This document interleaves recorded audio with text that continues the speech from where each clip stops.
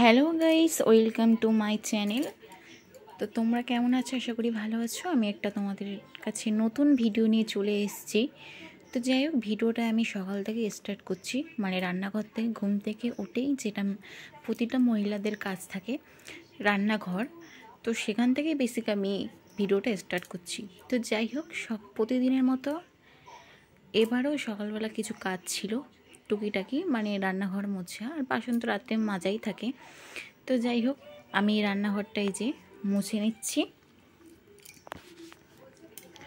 দেখতেই পাচ্ছ আমি রান্নাঘরটা এখানে মুছে নিচ্ছি। আমার প্রায় মোছাটা মানে হয়েও গেছে।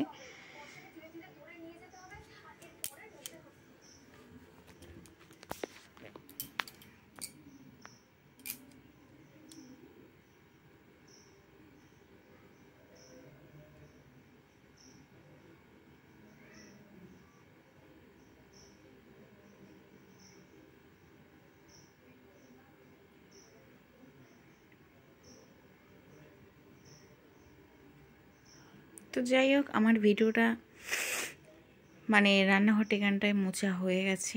তো দেখতেই পাচ্ছ, এবার নিচেটা মুছতে হবে, ওপরেরটা মোছা হয়ে গেছে আমার।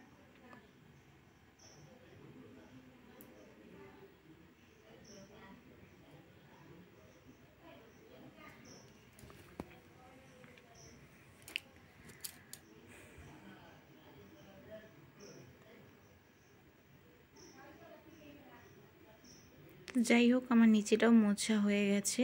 আর রাত্রে কিছুটা বোতল খালি হয়ে গেছিলো, তো সেইগুলো আমি প্যাকেটে ভরে রেখে দিয়েছিলাম, যাতে এক্সট্রা করে আমার প্যাকেটে কিছু না করতে হয়।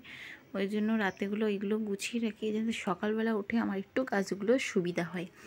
তো যাই হোক, আমার যে বোতলগুলো খালি হয়ে গেছিলো সেইগুলো আমি সাইড করে রেখেছি, সেই জায়গাটা মুছবো বলে। তো দেখতেই পাচ্ছ আমার এখানটায় প্রায় মোছা কমপ্লিট হয়েও গেছে। আর এখানে একটা জলের বোতল কিছুটা আনবো, আর একটা বালতিতে জল ভরে আনবো। তো আমার প্রায় এই জায়গাটায় কমপ্লিট হয়েও গেছে।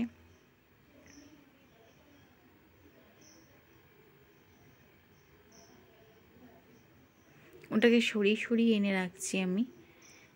তো যাই হোক, আমি জলটা বালতিতে ভরে নিয়ে এসেছি। আর ফ্রিজে কিছু জল ছিল কালকে রাত্রের, তো সেইগুলোই আমি বার করে নিয়ে কিছু ঠান্ডা বোতল ঢুকিয়ে রেখেছিলাম। তো যাই হোক, বাসি কাপড় যেটা থাকে, তো সেটা রান্নাঘরের কাজকর্ম সেরে এই যে আমি ছাদে এসেছি। আমার দাঁত ব্রাশ করাও হয়ে গেছে। তো ব্রাশ করার পরে আমি এই জামা কাপড়গুলো ধুয়ে ছাদে মেলতে এসেছি। তো যাই হোক, আমি ওখানে ক্লিপ খুঁজছিলাম, ক্লিপটা শাড়ির নিচে পড়ে গেছিলো, তো সেইগুলোই আমি সরাচ্ছিলাম।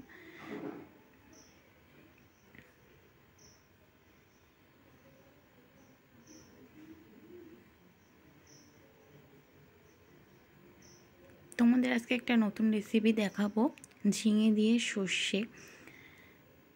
আমি এটা ফার্স্ট টাইম ট্রাই করেছি, ঝিঙে দিয়ে সর্ষে। তো যাই হোক, রেসিপি তোমাকে শেয়ার করব। তার আগে কিছু কাজ টুকিটাকি সকালে সেইগুলো সেরে নিই। এই পা মোচাটা ধুয়ে দেওয়া হয়েছিল গতকালকে, তো রোদ্দুর সময়টা ছিল না বলে শোকায়নি, তোর জন্য আবার রোদ্দুরে দিলাম। তো নিচে এসে জানালাগুলো খুলে দিয়েছি, রোদ্দুরগুলো যাতে ঘরে প্রবেশ করে। রোদ্দুরটা যেমন দেখাচ্ছে, গরমটাও ঠিক ততটাই পড়ছে। মাঝে পড়ে বৃষ্টি হচ্ছে, আবার গরম হচ্ছে, ওয়েদারটা চেঞ্জ হচ্ছে বলতে গেলে। তো যাই হোক, গরমের সময় সব কিছু আমাদেরকে মানিয়ে গুছিয়ে নিতে হবে, আবহাওয়া যেমন আমাদেরকে নিজেকেও মানিয়ে নিতে হবে। তো যাই হোক, ঘরগুলো ঝাড়ঝুট আমি দিয়ে দিচ্ছি।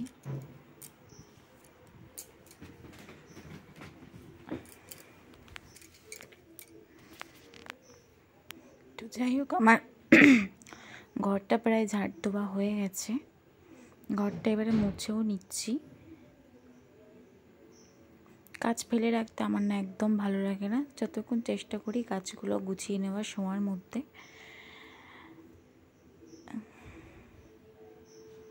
কাজ না গুছিয়ে না থাকতে আমার বসে থাকতে ভালো লাগে না। যতক্ষণ কাজ থাকে ততক্ষণ চেষ্টা করি ঘর বাড়ি গুছিয়ে তারপর অন্য কাজে হাত দেওয়ার।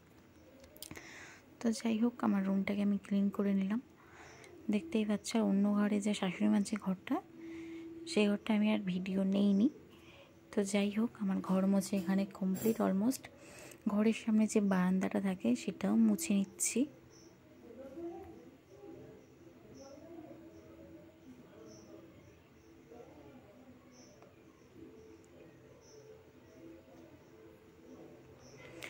এই জায়গায় লাইটটা ঠিকঠাক মতো নেই, তো ওই যে অন্ধকারের মতো লাগে। তো যাই হোক, এখানে আমার প্রায় বারান্দাটা মোছা হয়ে গেছে। গরমে কিছু কিছু একটা কাজ করতে গেলেই তারপরে না হাঁপিয়ে যাচ্ছি, আর প্রচণ্ড পরিমাণে ঘাম ঝরছে, মানে গরমটা অতিরিক্ত পড়ছে। বৃষ্টি হচ্ছে ঠিকই, কিন্তু কোনো কাজ হচ্ছে না। তো যাই হোক, আমার এখানটায় বারান্দাটা অলমোস্ট মোছা হয়ে গেছে।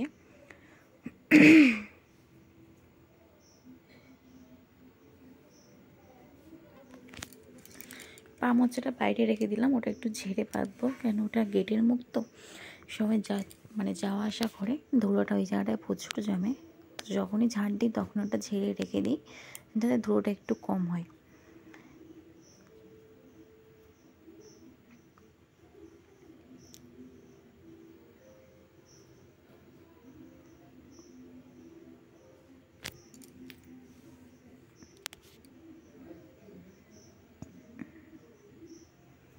তো যাই হোক, আমার প্রায় কমপ্লিট হয়ে গেছে। এবার সাইডের ঘরটা মুছবো আমি। এই ঘরটা অতটা কেউ থাকে না, এমনি মানে সবাই বসে, ফাঁকা রুম তো, ওর জন্য এখানটায় বসে, ওর জন্য এই রুমটা মুছে নিই। এর বেসিনটা আনা হয়েছে গতকালকে, তো সেটাই ঘরে রাখা হয়েছে সাইড করে, ওর জন্য সাইড করে আমি মুছে নিচ্ছি।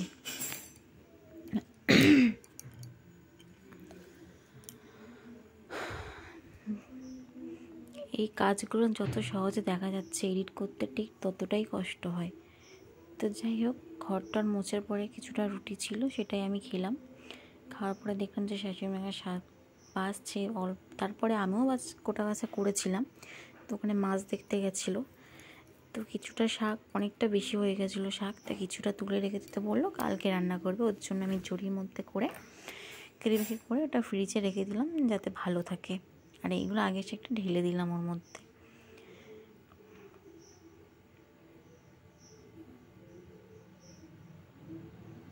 ফ্রিজে রেখে দিয়েছি যাতে শাকটা ভালো থাকে, নষ্ট যেন না হয়।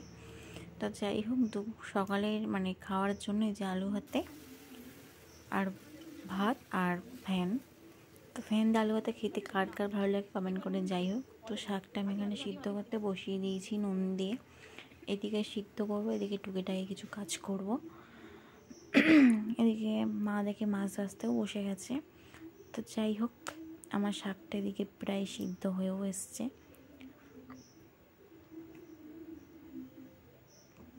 কড়াইটা কিছুটা পরিমাণে সাদা তেলটা দিয়ে একটু গরম করে নিয়ে ওর মধ্যে একটা শুকনো লঙ্কা হাত ফালি করে দিয়ে কিছুটা পরিমাণে পাঁচফোড়ন দিয়ে ভালো করে ভেজে আমি শাকটাকে দিয়ে দেবো।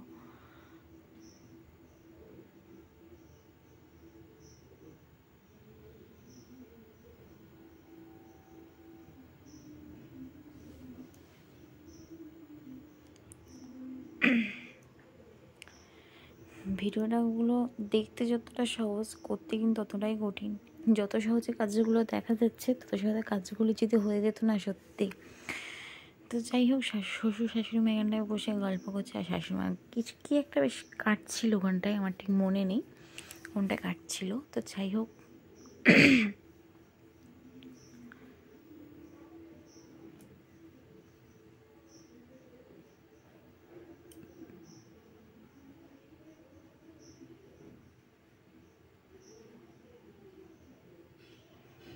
ভিডিওটা এডিট করতে কতটা কষ্ট, যারা এডিট করে ভিডিও ছাড়ে, যারা ইউটিউবে ভিডিও ছাড়ে, তারা একমাত্র বলতে পারবে যে ভিডিও করা, এডিট করা কতটা কষ্টকর। তারপর দেখা যায় কোনো ভিউজ হয় না, সাবস্ক্রাইব হয় না, তখন সত্যি বলছি মনটা প্রচণ্ডভাবে ভেঙে যায়, মনের মধ্যে সত্যি খুব কষ্ট হয়। মাঝে মধ্যে ভাবি যে না, ভিডিও করা ছেড়ে দেবো, কিন্তু এই যে একটা নেশা ধরে গেছে, এমন একটা যে ভিডিও না করলে মনে একটা খাওয়া হবে না, কিছু হবে না, এরকম টাইপের একটা হয়ে গেছে।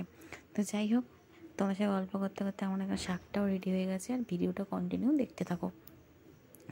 তো যাই হোক, মাছের ঝোল করার জন্য এখানে কিছুটা পরিমাণে মানে শুকনো ধনে আর কিছুটা পরিমাণে জিরে আমি ভেজে নিচ্ছি।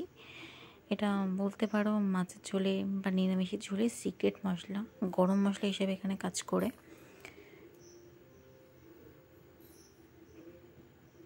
তো যাই হোক, একটি পাত্রে আমি এটাকে তুলেও নিয়েছি।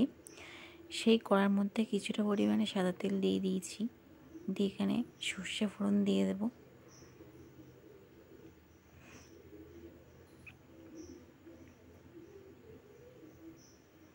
তোমাদের তো এই ভিডিওতে মানে এই জায়গা থেকে দেখাবো যে ঝিঙে দিয়ে সর্ষের তরকারি।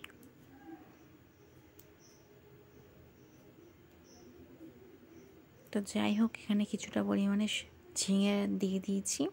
সর্ষেটা ভালো করে হয়ে গেলে তার মধ্যে কিছুটা নুন দিয়ে হলুদ দিয়ে ভালো করে নেড়ে চেড়ে নিয়েছি।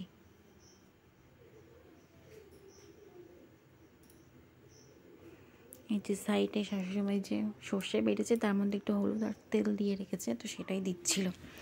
এর মধ্যে কিছুটা জল দিয়েছি একটু সিদ্ধ হওয়ার জন্য।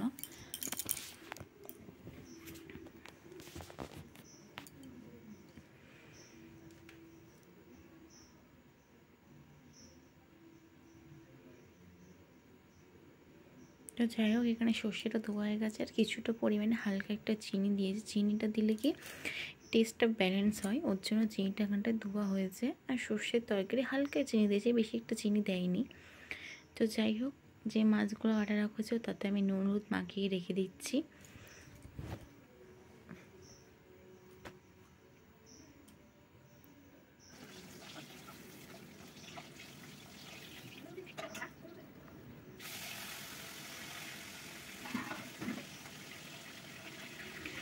তো যাই হোক, আমার সর্ষের তরকারিও রেডি হয়ে গেছে। এবার কিছুটা পরিমাণে সাদা তেল দিয়ে আমি মাছগুলো ভেজে নিচ্ছি।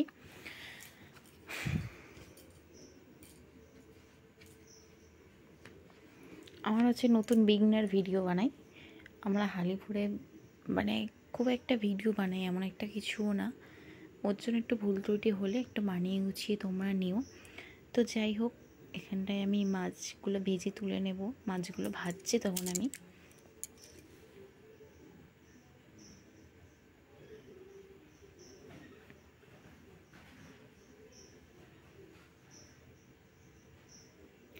মাছগুলো ভেজে তোলা হয়ে গেছে। ওই গরম তেলের মধ্যে কিছুটা পরিমাণে জিরে ফোড়ন দিয়ে একটু লাল হয়ে গেলে যে আলুগুলো রাখা হয়েছিল মাছের ঝোলের জন্য সেইগুলো এখানটায় দিয়ে দিলাম। ভালো করে নুন হলুদ দিয়ে এটাকে ভালো করে ভেজে নিলাম।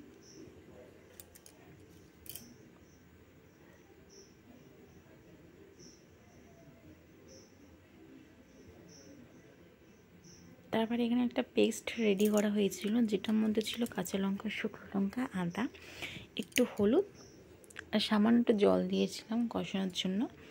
এই যে মশলাটাও আমি রেডি করা ছিল সেটা আমি দিয়ে দিয়েছি, যে ভালো করে আলুর সঙ্গে এটা কষিয়ে নেব। তারপর আজকে শাশুড়ি মানে অনেকগুলো ফুল নিয়ে এসেছিলো। তো দেখো কতটা ফুল, সাদা ফুল, তারপরে অনেক রকমের ফুল ছিল। তো সেটাই একটু ভিডিও করে ক্লিপ নিয়ে দেখালাম। তো যাই হোক, কষানোটা ছিল, বাটির মধ্যে একটু মশলা ছিল, সেটা জল দিয়ে একটু দিয়ে দিলাম।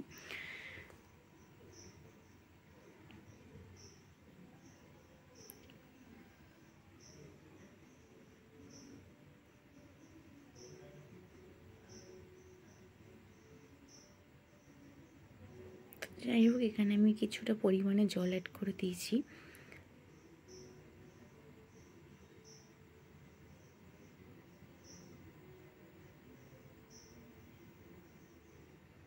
দিয়ে দেখো মাছের ঝোল রেডি।